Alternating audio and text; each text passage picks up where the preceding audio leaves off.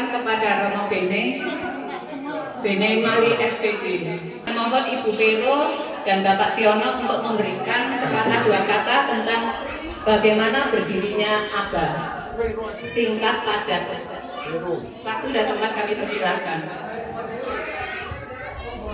Ini kan Vero, saya enggak. Ini aja.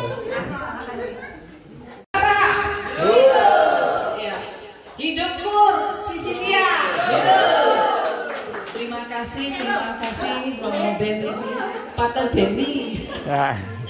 Iya, untuk daerah Kupang sana dihormati sebagai pater ya. Selamat siang semuanya. Pada kesempatan ini, sebenarnya ABA itu berdiri 7 Oktober 2016. Jadi lebih kurang 6 tahun. Ya. Sejarah berdirinya ABA, asalnya saya ikut ABA itu diajak oleh adik ipar yang di Jakarta. Ya. Dia punya grup ABA di Jakarta, grup 2, ya, mereka bilang Cafe 2. Jadi mereka punya Febum Nomini 2. Setelah saya ikut 3 bulan, dalam hati saya terpanggil untuk bentuk sendiri. Walaupun saya bentuk sendiri, saya juga mengikuti grup pusat yang saya pertama kali ikuti.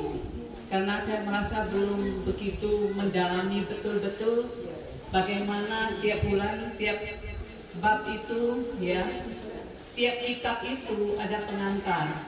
Saya sendiri belum menguasai semua, tapi dalam hati saya, ini grup ini membaca ini bagus sekali. Saya pribadi terpanggil untuk menekuni, menghayati, dan mau mendalami sebenarnya dari kitab Perjanjian Lama, kitab Kejadian sampai Wahyu, itu apa saja rencana Allah untuk manusia.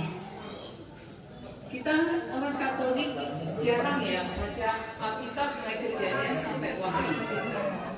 Jadi saya terpanggil sekali untuk supaya lebih banyak orang tertarik untuk membaca Alkitab.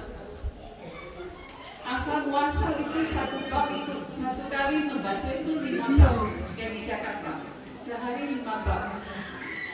Jadi lapor baca itu tiap hari. Setelah berjalan 1-2 tahun jadi 3 bab. Terakhir mereka yang Jakarta 2 bab. Tapi yang di Surabaya sudah berjalan 6 tahun. Asal muasal itu juga 5 bab, terus 3 bab, terakhir 1 bab. Ya, sebenarnya bukan yang penting bukan soal berapa tahun. Ya, membaca Alkitab bagi saya pribadi, saya sungguh-sungguh mau membaca dan mau tahu sebenarnya apa yang dialami para tokoh di dalam kitab suci itu.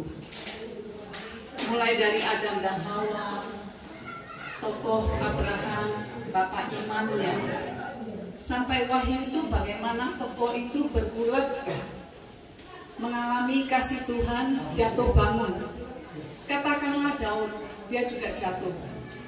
Bagaimana anak cucunya mengalami nama tabur tuai. Apa yang kita tabur itu ada tuaiannya.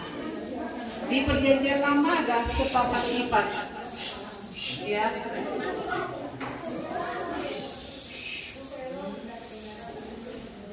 Jadi kita dari baca itu semua bagi saya itu saya mengalami sendiri. Saya makin tertarik untuk baca, walaupun sudah 3 periode Kejadian sampai Wahyu, saya baca lagi.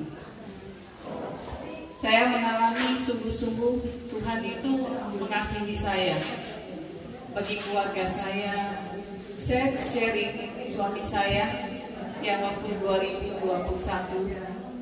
itu bulan 5 ya, batuk-batuk panas, suaranya sudah nggak ada, sakit, dan saya hanya mengandalkan Tuhan. Suara hati saya mengatakan kamu harus ke dokter mana, rumah sakit mana, saya langsung jalan. 4 dokter saya ganti-ganti, hampir 1 bulan sakitnya. Kita ingat bulan 7 itu Delta ya, banyak meninggal. Jadi di bulan 5 itu ngalami. Saya sungguh-sungguh ngalami bagaimana Tuhan itu. Saya itu selalu ada suara yang dikatakan kamu harus bagaimana. Gitu. Jadi saya akan mengandalkan Tuhan, berdoa. Saya urut badannya, saya kasih semangat, ayo minum obat, makan. Nggak mau makan, males makan, katanya bau jahe ini segala macam begitu. Tapi saya semangati terus. Ke dokter mana? Jalan, ke Kasih jalan, ya, ke nasional jalan. Syukur akhirnya sembuh. Tapi yang penting sekali ya, kita baca Alkitab, kita itu lihat ayat mana yang menyentuh hati kita. Apa gunanya ayat bagi saya harus bagaimana? Saya mengandalkan Tuhan itu mengasihi saya.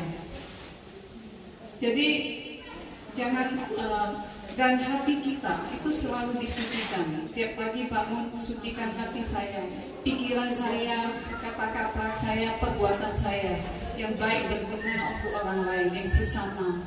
Dan hati selalu mengandalkan Tuhan. Dan usahakan kita itu selalu rendah hati, setia pada Tuhan. Saya terus terang, saya biasanya memimpin di kantor staf saya keuangan. Saya tinggal, kamu gini-gini, kamu salah, perbaiki. Kamu yang berubah, ya kamu jangan alasan sana sini. Kita sendiri yang mau berubah. Jangan nuntut orang berubah. Kamu mengalami salah, terus kamu mau alasan segala macam alasan, akhirnya kamu nggak berubah. Kamu nggak bertumbuh, berkembang, nggak berbuah, karena selalu ditutupi alasan segala alasan. Kita nggak maju-maju. Kita yang harus berubah. Begitu juga kita punya grup ini, ya, yang mengadakan ini. Juga ada yang bagaimana ya? Ada yang curhat, kok gini, kok gitu.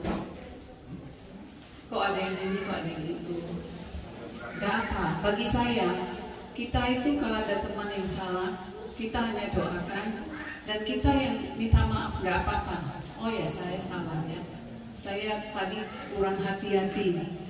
Misalnya 52, saya ketik 51 misalnya, ya saya minta maaf, saya yang salah. Salah ya sudah, lalu salah, gak apa-apa. Kita belajar rendah hati seperti Bunda Maria yang setia, keluarga kudus Nazaret. Selalu ingat itu.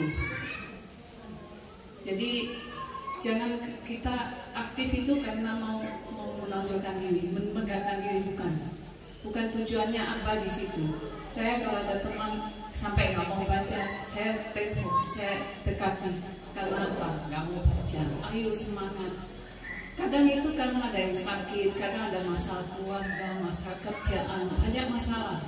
Lebih-lebih masa COVID ini ya. Banyak yang kelihatan kehilangan pekerjaan. Termasuk kemarin ada satu staf yang diwawancara. Saya kalau bisa kerja hari ini Bu, saya sudah nggak punya uang. Saya sulit untuk hidup. Saya harus bantu ibu. Ada keluarga yang tinggal di rumah saya. Bagaimana? Saya mau kerja hari ini.